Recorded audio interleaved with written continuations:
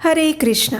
पौष मास की इन पावन कथाओं में आप सबका स्वागत है। इस समय हम पौष मास के पवित्र समय में वैदिक ग्रंथों से लिए गई प्राचीन और प्रमाणभूत कथाओं का श्रवण कर रहे हैं। और इसी कथा श्रृंखला की पिछली कड़ी में हमने देखा कि राजा ययाति से डरे हुए देवराज इंद्र ने अपने सारथी मातली को बुलाया और राजा ययाति को बुलाने के लिए उनके पास भेजा। जब मातली ययाति के पास आते हैं तो उन्हें देवराज इंद्र का संदेश कहते हैं कि देवराज इंद्र उन्हें बुला रहे हैं। ये सुनकर राजा ययाति को आश्चर्य होता है और उसके बाद क्या हुआ वो हम सुनेंगे हमारे आज के इस अध्याय की कथा में। तो चलिए आज की कथा आरंभ करते हैं। राजा ययाति ने पूछा, हे मातली, मैंने देवराज इंद्र का ऐसा कौन सा कार्य किया है जिससे तुम मुझे वहाँ पर ले जाने के लिए आए हो? तब मातली ने कहा, हे राजन, लगभग 1,00,000 वर्षों से आप दान और यज्ञ कर रहे हैं और इन सभी कर्मों के फल स्वरूप इस समय आप स्वर्गलोक में चलिए और देवराज इंद्र के सखा बनकर रहिए। इस पंच महाभूतों से बने हुए शरीर को यहीं पर त्याग दीजिए और दिव्य रूप धारण करके अपने मनोरम उपभोगों का उपभोग कीजिए। ये सुनकर राजा ययाति ने कहा, मनुष्य जिस शरीर से सत्य, धर्म इत्यादि पुण्य का उपार्जन करता है उसे वो कैसे छोड़ सकता है? तो मातली ने कहा, हे राजन, आपका कथन उचित है, लेकिन मनुष्य को अपना ये शरीर छोड़कर जाना ही पड़ता है क्योंकि आत्मा का शरीर के साथ कोई संबंध नहीं। शरीर पंच महाभूतों से बना है। जब इसकी संधियां शिथिल हो जाती है उस समय वृद्धावस्था से पीड़ित मनुष्य इस शरीर को त्याग ही देता है। तब राजा ययाति ने पूछा, हे साधु श्रेष्ठ, वृद्धावस्था कैसे उत्पन्न होती है और वो क्यों शरीर को पीड़ा देती है? कृपया मुझे बताइए। तब मातली ने कहा, हे राजन, पंच महाभूतों से इस शरीर का निर्माण हुआ है। 5 विषयों से ये घिरा रहता है। वीर्य और रक्त का नाश होने से प्रायः शरीर खोखला बन जाता है और फिर उसमें प्रचंड वायु का प्रकोप आने लगता है। इससे मनुष्य का रंग बदल जाता है। वह दुख से संतप्त और हत बुद्धि हो जाता है। वृद्धावस्था में जो स्त्री देखी और सुनी होती है उसमें चित्त आसक्त होने के कारण वो सदा भटकता रहता है। शरीर में उसे कभी तृप्ति नहीं मिलती क्योंकि उसका चित्त सदा लोलुप रहता है। जब कामी मनुष्य मांस और रक्त क्षीण होने से दुर्बल बन जाता है, वृद्ध बन जाता है, तब उसके बाल पक जाते हैं। काम अग्नि से शरीर का शोषण हो जाता है और वृद्ध होने पर भी दिन ब दिन उसकी कामना बढ़ती जाती है। बूढ़ा मनुष्य जैसे जैसे स्त्री के सहवास का चिंतन करता है वैसे वैसे उसके तेज की हानि होने लगती है। इसलिए काम नाश स्वरूप है। काम एक भयंकर ज्वर है जो प्राणियों का काल बनकर उत्पन्न होता है और इस प्रकार इस शरीर में जीर्णता यानी कि वृद्धावस्था आ जाती है। ये सुनकर ययाति ने कहा, हे मातले, आत्मा के साथ ये शरीर ही धर्म का रक्षक है, तो भी ये स्वर्ग को नहीं जाता, इसका क्या कारण है बताओ? तब मातली ने कहा, महाराज, 5 भूतों का आपस में ही मेल नहीं है, फिर आत्मा के साथ उनका मेल कैसे हो सकता है? आत्मा के साथ इनका संबंध बिल्कुल भी नहीं है। शरीर समुदाय में भी संपूर्ण भूतों का पूर्ण संघटक नहीं होता क्योंकि जरावस्था से पीड़ित होने पर सभी 5 महाभूत अपने अपने स्थान में चले जाते हैं और इस वृद्ध शरीर में अधिकांश पृथ्वी का ही भाग रह जाता है। ये पृथ्वी की समानता को लेकर ही प्रतिष्ठित है। जैसे पृथ्वी स्थित है उसी प्रकार ये शरीर भी यहीं स्थित रहता है और इसीलिए वो शरीर स्वर्ग में नहीं जा सकता। ये सुनकर राजा ययाति ने पूछा, हे मातले, मेरी बात सुनो। जब पाप से भी शरीर गिर जाता है और पुण्य से भी गिर जाता है तो फिर मैं इस पृथ्वी पर पुण्य में कोई विशेषता नहीं देख रहा हूँ। जैसे पहले शरीर का पतन होता है उसी प्रकार फिर से दूसरे शरीर का जन्म हो जाता है, लेकिन उस देह की उत्पत्ति कैसे होती है? मुझे उसका कारण बताओ। तब मातली ने कहा, हे राजन, नारकीय पुरुषों के अधर्म मात्र से एक ही क्षण में भूतों के द्वारा नूतन शरीर का निर्माण हो जाता है और इसी प्रकार एकमात्र धर्म के द्वारा देवत्व की प्राप्ति कराने वाले दिव्य शरीर की भी उत्पत्ति हो जाती है। कर्मों के मेल से जो शरीर उत्पन्न होता है उसे रूप के परिमाण से 4 प्रकार का समझना चाहिए और ये 4 प्रकार है उद्भिज,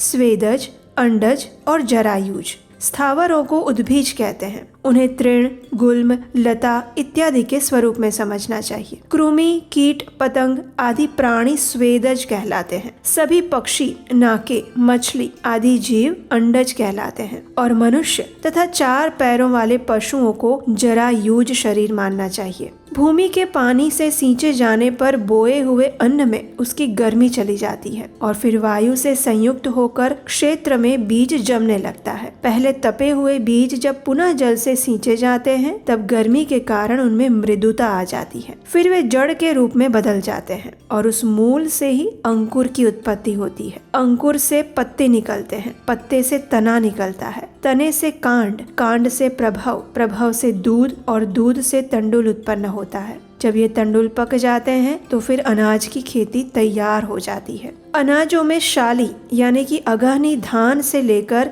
जौतिक 10 अन्न श्रेष्ठ माने गए हैं। उनमें फल की प्रधानता होती है और बाकी के अन्न क्षुद्र बताए गए हैं। भक्ष्य, भोज्य, पेय, लेय, चोष्य और खाद्य ये अन्न के 6 प्रकार के भेद होते हैं और मधुर आदि 6 प्रकार के रस माने गए हैं। देहधारी व्यक्ति को उस अन्न को पिंड के समान कौर या फिर ग्रास बनाकर खाते हैं और वो अन्न शरीर के अंदर उदर में पहुंचकर समस्त प्राणों को क्रमशः स्थिर कर देता है। खाए हुए अपरिपक्व भोजन को उसके बाद वायु 2 भागों में बांटती है। अन्न के भीतर प्रवेश करके उसे पचाती है और पृथक पृथक गुणों से युक्त करती है। अग्नि के ऊपर जल और जल के ऊपर अन्न को स्थापित करके प्राण वायु स्वयं जल के नीचे स्थित होकर धीरे धीरे जठराग्नि को प्रज्वलित करता है। वायु से उद्दीप्त की हुई अग्नि जल को अधिक गर्म कर देती है और उसी गर्मी के कारण अन्न हर प्रकार से भली भांति पच जाता है। अब ये पचा हुआ अन्न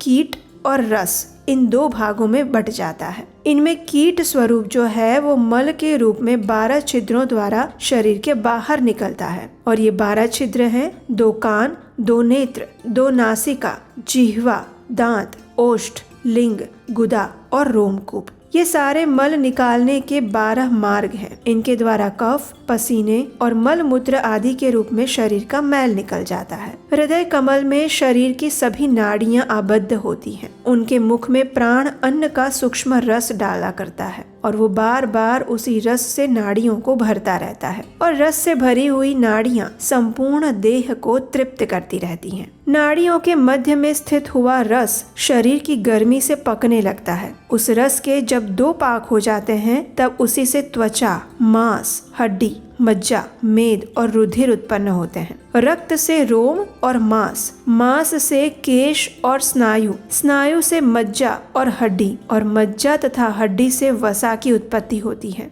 मज्जा से शरीर की उत्पत्ति का कारणभूत वीर्य भी बनता है और इस प्रकार अन्न के 12 परिणाम बताए गए हैं। जब ऋतुकाल में दोष रहित वीर्य स्त्री की योनि में स्थित होता है उस समय वो वायु से प्रेरित होकर रज के साथ मिलकर एक हो जाता है। वीर्य स्थापन के समय कारण शरीर युक्त जीव अपने कर्मों से प्रेरित होकर योनि में प्रवेश करता है। वीर्य और रज दोनों एकत्र होकर एक ही दिन में कलल के आकार में परिणित हो जाते हैं। उसके बाद 5 रात्रि में उनका एक बुदबुदा बन जाता है। तत्पश्चात 1 महीने में ग्रीवा, मस्तक, कंधे, रीढ़ की हड्डी और उदर ये 5 अंग उत्पन्न होते हैं। उसके बाद 2 महीने में हाथ, पैर, पसली, कमर और पूरा शरीर क्रमशः संपन्न हो जाते हैं। तीसरे महीने में बीतते बीतते सैकड़ों अंकुर संधियां प्रकट हो जाती हैं। चौथे महीने में क्रमशः अंगुली आदि अवयव भी उत्पन्न हो जाते हैं। 5वें महीने में मुंह, नाक और कान तैयार होते हैं। 6ठे महीने के अंदर दांतों के मसूड़े, जिह्वा,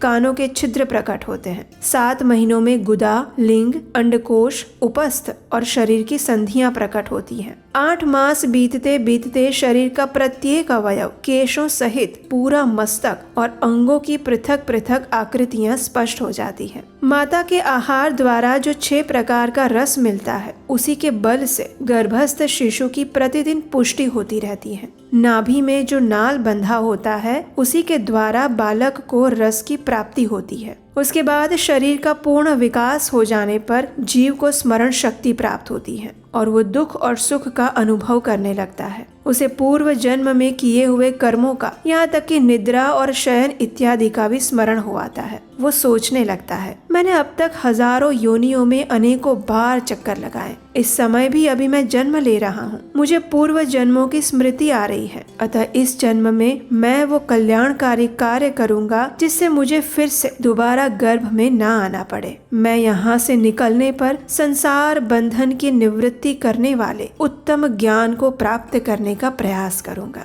इस प्रकार सोचते हुए उस जीवात्मा की 9वें महीने में क्या गति होती है वो हम सुनेंगे हमारी इसी पौष मास कथा श्रृंखला की अगली कड़ी में। इसे याद से सुनिएगा क्योंकि ये बहुत महत्वपूर्ण ज्ञान है जो शायद ही आपको कहीं पे मिले। उसे सुनने के लिए एक बार देख लीजिए। कहीं आपने अभी तक इस चैनल को सब्सक्राइब नहीं किया, ऐसा तो नहीं है ना? इस चैनल को सब्सक्राइब कर लीजिए, नोटिफिकेशन ऑन कर लीजिए और अगर आज की कथा अच्छी लगी है तो उसे अपने मित्रों परिवारजनों को भी शेयर कर दीजिए। और हाँ, इस वीडियो को लाइक अवश्य कीजिएगा जिससे ये और लोगों तक पहुँच सके। अगर आपको हमारे द्वारा सुनाई जा रही पौष मास की ये विशेष कथाएं अच्छी लग रही हैं, तो आप हमें इन आगे वाली कथाओं को बनाने के लिए अपना आर्थिक सहयोग भेज सकते हैं। स्क्रीन पर नंबर दिया गया है। आपकी सहायता से हमें आने वाली पौराणिक कथाओं को यथारूप प्रमाणभूत रूप में बनाने में सहायता मिलेगी और इसका पुण्य फल आपको भी मिलेगा। और हम आपसे मिलेंगे बहुत जल्द इसी कथा श्रृंखला की अगली कड़ी के साथ।